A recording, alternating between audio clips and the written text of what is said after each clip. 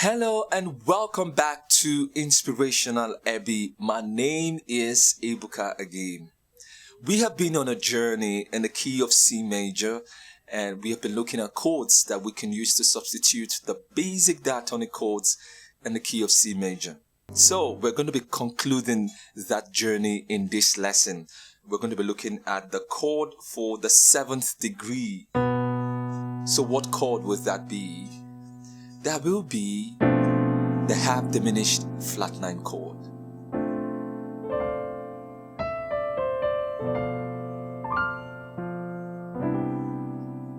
Now, the 7th degree, we have covered from 1 to 6, right? The chords for the 1 to 6. Now, the 7th degree. What chord is diatonically built on the 7th degree? What chord is that?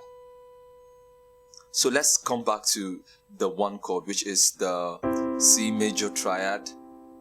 How did I build this major triad? You can see that the major triad is just easy. Just when you pick the C, you skip a note, skip another note, you get the major triad. Same with the 2 chord, skip a note, you get this. Same with the 3, skip a note. Also the 4, the 5, the 6. Also it will be same with the 7. Skip a note, you skip a note. So this is the chord that will be forming on the 7. We'll be building on the 7. So what is the name of this chord? Now let's come back to the C major triad. Why is this called a C major triad? If someone asks you now, why is this a C major triad? So let's look at the intervals that make up the major triad. Now, what's the interval between this and this, C and E? Let's check it. 1, 2, 3, 4, right? 1, 2, 3, 4. That's 4 half steps. 4 half steps is the interval of a major third. Now, let's check between this. How many half steps? 1, 2, 3. 3 half steps. 3 half steps is the interval of a minor third. So, a major triad is called a major triad because it is made up of a major third and a minor third. And so the notes become the roots, the major third, and the perfect fifth, right? That perfect fifth is the 5th degree of C, right? So perfect fifth. So that's why it's called a major third, a major triad. Now we come to the minor triad. Why is this called a minor triad? Why? Because, okay, let's go to the intervals one more time. So let's check 1 half step, 2, 3 half steps. 3 half steps is the interval of what? A minor third. And let's check this. 1, 2, 3, 4. 4 half steps, the interval of a major third. So a minor triad is called a minor triad because it is made up of a minor third and a major third. Right? So the notes now become the roots, the minor third, and the perfect fifth. Right? So then we get to this one now. What will then be the chord? The name of this chord? We go back to the intervals as we have done for these two. So let's check it out. So we have 1, 2, 3. 3 half steps. That's the interval of what? A minor third. We have another 1, 2, 3. Another 3 half steps. Minor third. So this chord is made up of 2 minor thirds. So what is the chord that is made up of 2 minor thirds? That is the diminished chord. In this case, the diminished triad. The diminished triad. The diminished triad. So a diminished triad is a chord that is made up of 2 minor thirds. And so the chords, the notes in the chord become the roots, the minor third, and the diminished fifth. The diminished fifth. If you go back to the B major scale, 1, 2, 3, 4, 5. 1, 2, 3, 4, 5. So that's the perfect fifth, right? The 5th degree of the B major scale. So the diminished fifth simply implies that you go a half step down to get in that diminished fifth. It's not commonly used as minor fifth. We call it what? The diminished fifth. So the diminished triad is made up of the root, the minor third, and the diminished fifth. Major triad is the root, the major third, the perfect fifth. Minor triad is the root, the minor third, and the perfect fifth. The diminished triad is the root, the minor third, and the diminished fifth. right? So that is the diminished triad. So I've just given you two ways of building the diminished triad, right? Stacking up two minor chords, or just pick the root, minor chord, and diminished fifth on any key. So let's say, for instance, we go to the key of D flat, and you go to the 7th degree. 1, 2, 3, 4, 5, 6, 7. So that's the 7th degree. You want to build a diminished chord here. So you either stack up two minor chords, right? 1, 2, 3, 1, 2, 3. That's the C diminished triad. Or you can use the roots, the minor chord, and the diminished fifth. So we go to the C now. The C major scale, 1, 2, 3. So when you go half step down from that chord, you get the minor chord. 1, 2, 3, 4, 5. When you go a half step down, you get the diminished fifth from that 5. Are you seeing it? Two ways of building the chord, right? So back to the B diminished, the 7th degree of the key of C major, right? The diminished triad. So we move on to the next, which is adding the 7th. So the question now is, what 7th are we adding to this chord? Now when we looked at the major extension, we added the what? The major 7th. When we looked at the minor extensions, we added the what? The minor 7th. When we looked at the dominant 7th on the 5 on the 5th degree, what 7th did we add?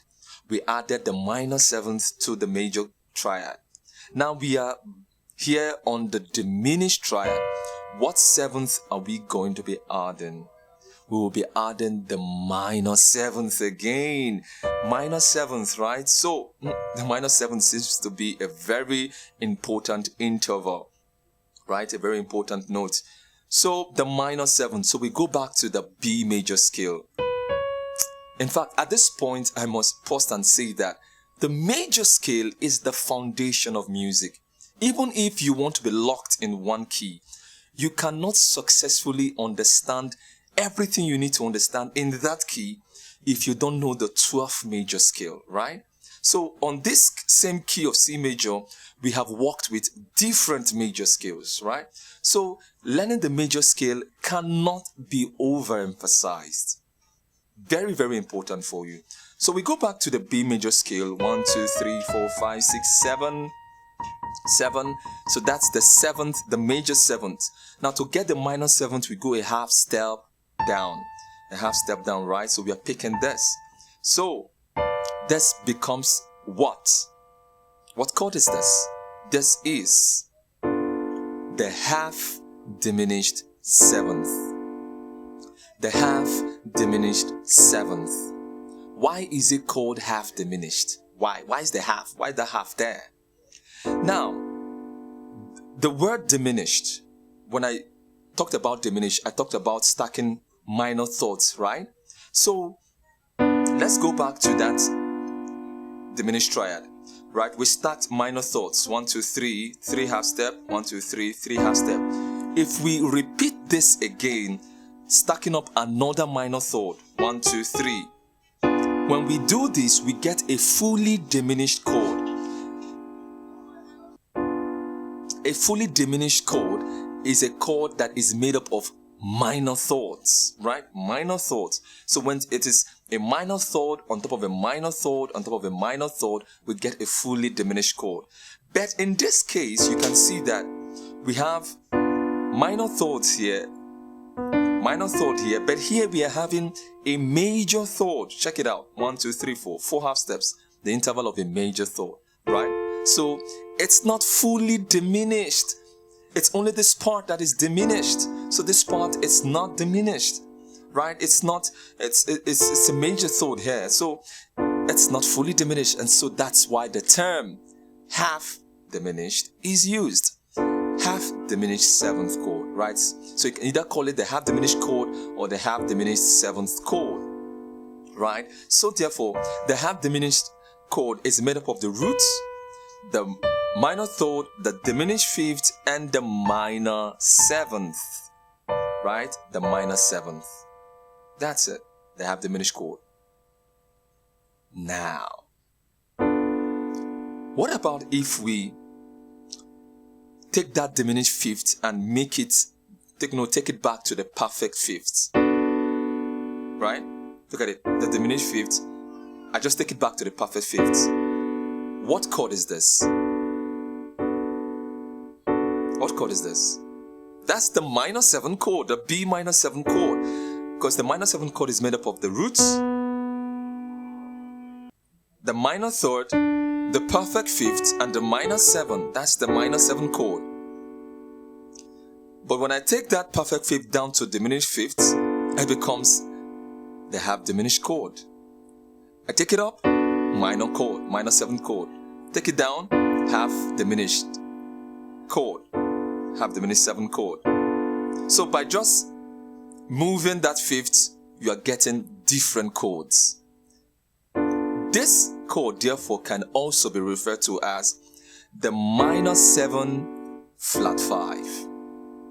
Because by flattening that 5, you get a half diminished 7. By raising that 5 back to the perfect fifth, you get a minor 7. So this can also be referred to as a minor 7 flat 5. And that is why it is commonly called the minor 7 flat 5 chord, especially in gospel and in jazz, right? It is usually called the minor 7 flat 5, right? So you now see why it is a minor 7 flat 5, because it's just a minor 7 chord with a flattened fifth, right? So a minor 7 flat 5 or a half diminished 7, anyone, right? So that's it. So next up, let's extend it a little as we have been doing for other chords. So what note are we going to be adding since we have gotten that 7th, right? Which is the gatekeeper to the extensions. We have gotten it on board. Now let's go ahead and add another note. So what note are we going to be adding? So we're going to be repeating what we did on the dominant 7. When we looked at the dominant 7, we added the flat 9, right? And we got the dominant 7 flat 9. So in this case, we're also going to be adding that flat 9, right? So what's the flat 9? Let's go back to the B major scale. 1, 2, 3, 4, 5, 6, 7, 8, 9. And so if we flatten that 9, we'll get the flat 9. So this is the notes that we're going to be adding, which is the interval of the minor 9ths, right? So that will be the roots, the minor third, the diminished fifth, the minor 7, and the minor 9th. What chord is this? This is the half diminished minor 9th chord, or the half diminished flat 9 chord, or the minor 7 flat 5 flat 9 chord, whatsoever you want to call it. The minor 7 flat 5 flat 9, the half diminished minor 9, the half diminished flat 9 chord, right? So that's it. That's the chord we are, we want to use, right? So how do I play it? Basically, I play it this way.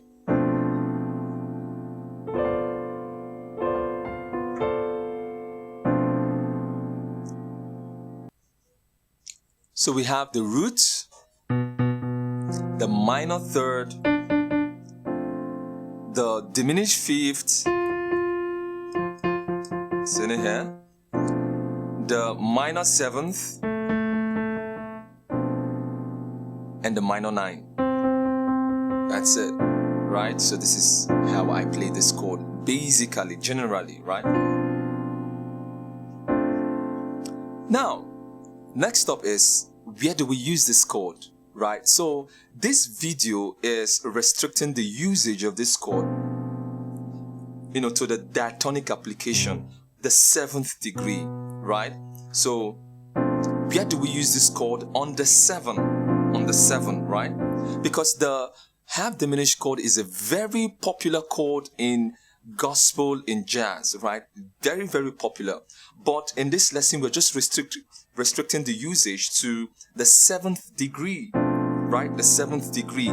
So how do we use this chord on the 7th degree, right? That's the purpose of this lesson, right? Diatonically on the 7th degree. So how and when do we use it?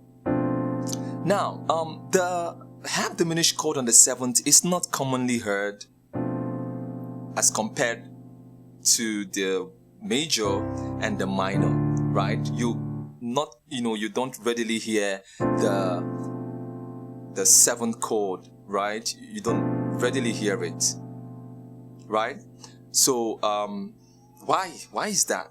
The reason is because it creates this tension,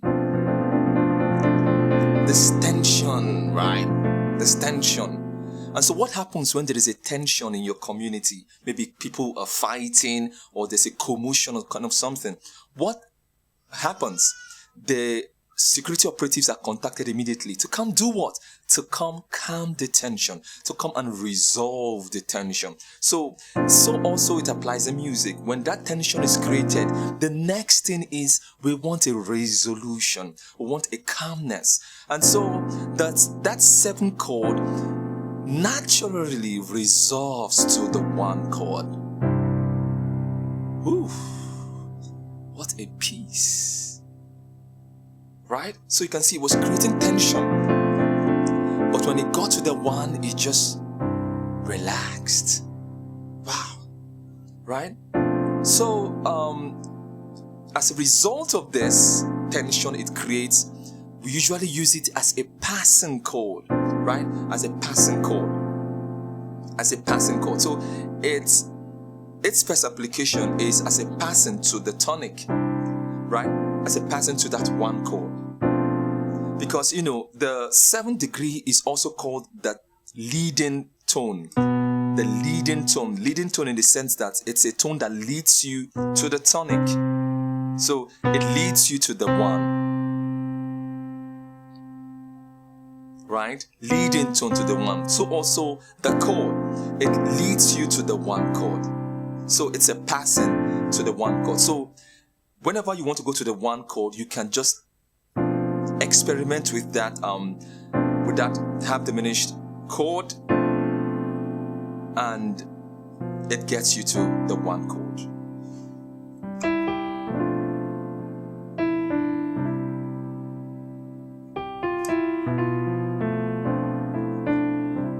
You seen it, right? So that's one usage, though not commonly used, but it can be used in that manner, right?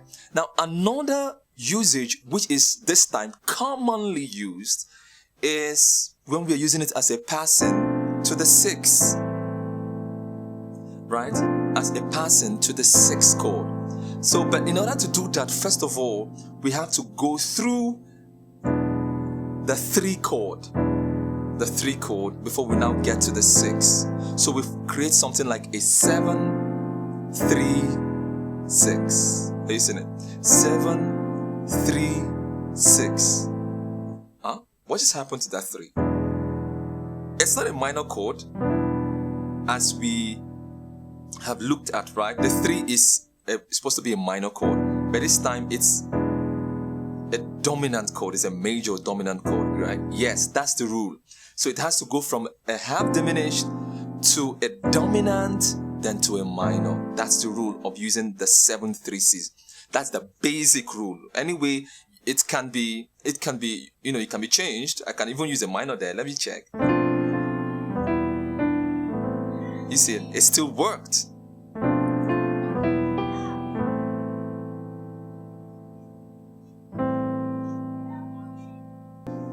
But the basic, the general rule is from a half diminished to a dominant. So you just change that, your 3 chord, which is a minor, to a major. That's it.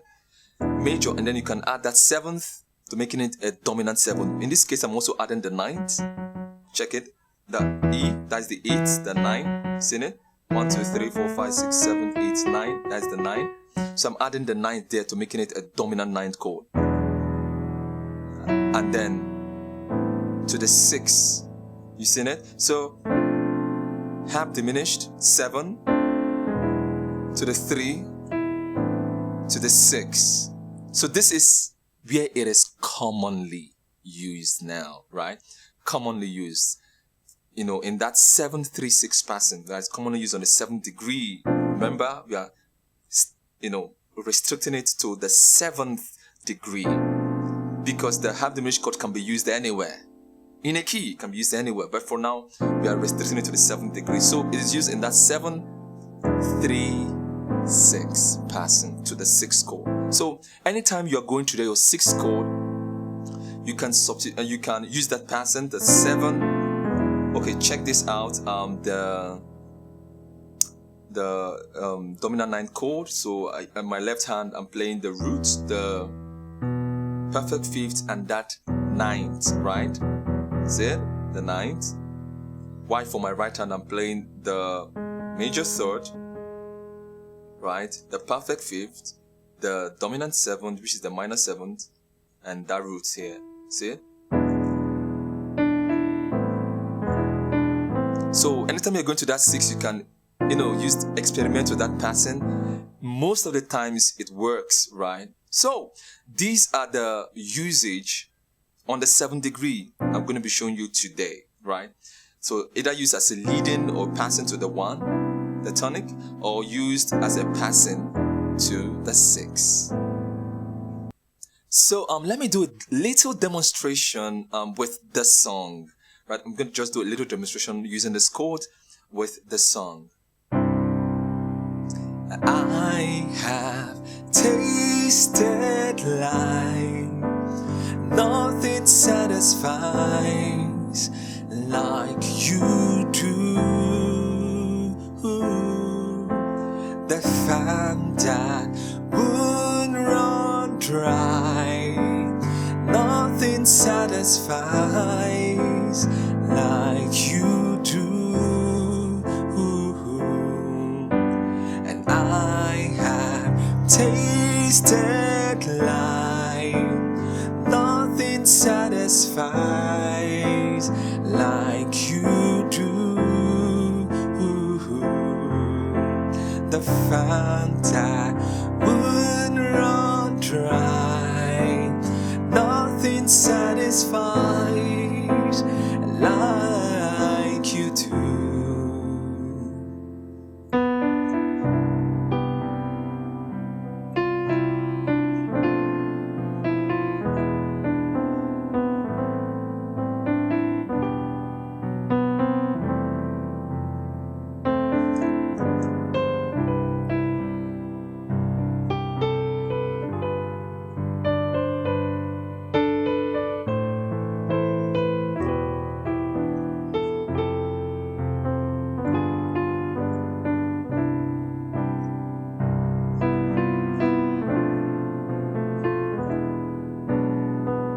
So you can see, okay, the progression of the song is the 1, right? It's a song titled Fountains by Josh Baldwin of Bethel Music, right? Fountains. So the song is basically 1, I have tasted life, to the 5, nothing satisfies, to the 6, like you do, to the 4. That's the basic progression.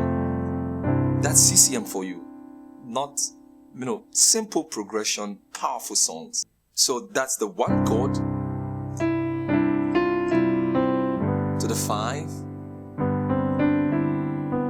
to the 6, to the 4, right? So I just did some little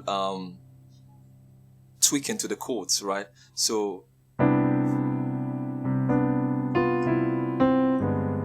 you see it? That dominant 7 flat 9. You see it? The minor 9.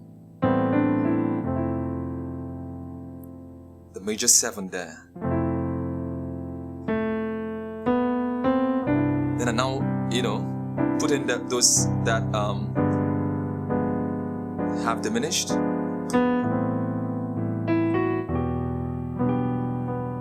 So I just, that's the 3 chord.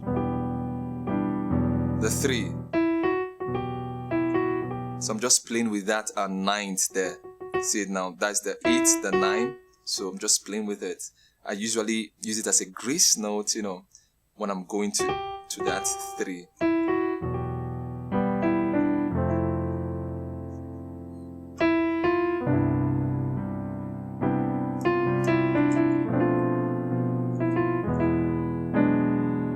So you can see I'm just, because the song is going to the 6, from the 1 to the 5 and then to the 6. So I needed to use that as that, use that minor 7, flat 5, flat 9 there as a passing to the 6.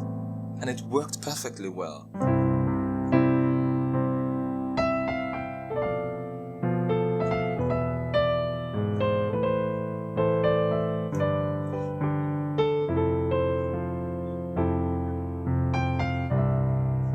Do it again.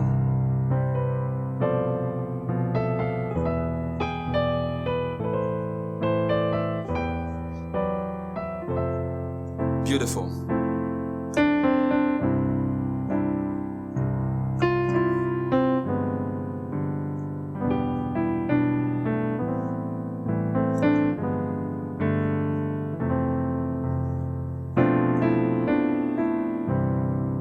See what I did there? See them?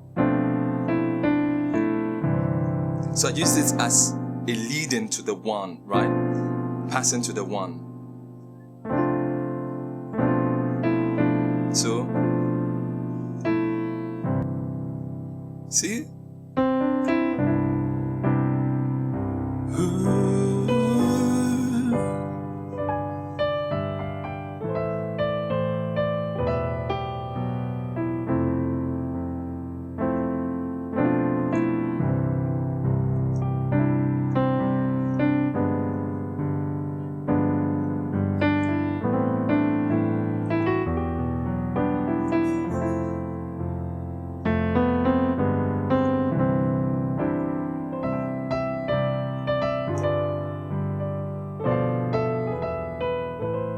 So you can see, I just love that melody. So when I'm doing that 7/3/6, I usually like that melody. I love it. Dun, dun, dun. See? See?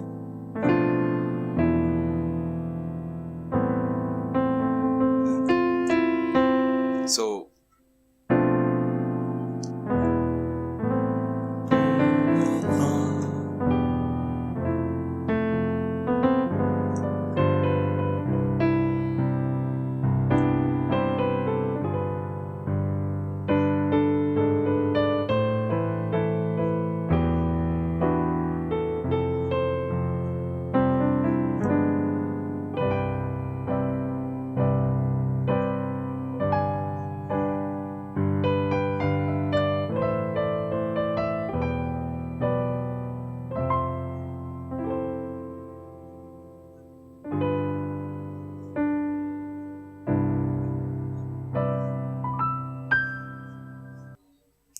now, you might be asking, am I just going to do this only on C major, in the key of C? No, I'm going to demonstrate this on other 11 keys, right? I'm going to do all that, but I'm not going to go this in depth as I've done in the key of C major. I needed to start this on the key of C major because it's the key that is most easy to understand, right? So, but I'm going to transpose all this to other keys. So, if you have not seen the previous videos, the previous 3 videos prior to this, I will leave the links in the description, right? I'll also leave a link of the playlist in the description so you can just go check them out. If you like this and you want to, substitute your diatonic chords using these chords, so you can go check them out, right? The links will be in the description. So, till I come your way next time, this is Inspirational Eby, edifying the soul.